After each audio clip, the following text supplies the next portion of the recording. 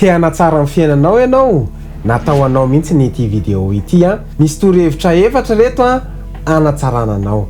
Aiza miala azy. Zay indray jerentsika androany ao anatin'ity vidéo ity.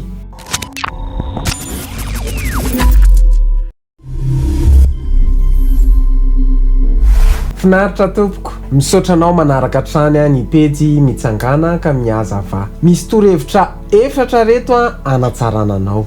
Voalohany, alaviro a ny namandratsy. Hoy Baiboly, ny fikambanana amin'ny ratsy a manimba fitondran-tena tsara. Noho izany, aiza miara-dalana amin'ny olona izay tsy mampahomby anao fa mandany ny fotoananao fotsiny izany.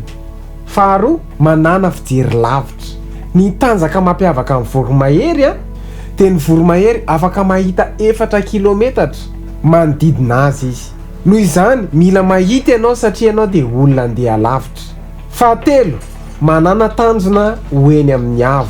Ny voromahery ambany karazana indrindra dia afaka manidina ambonin'ny tany. Eny amin'ny avo no efa voahomana ho anao. Fahaefatra, manana toe-tsain'ny mpanjaka. Aiza mbanina ny tenanao, aiza makatahaka fiainan'olona tsy mahomby, fa andana manao zavatra goavana.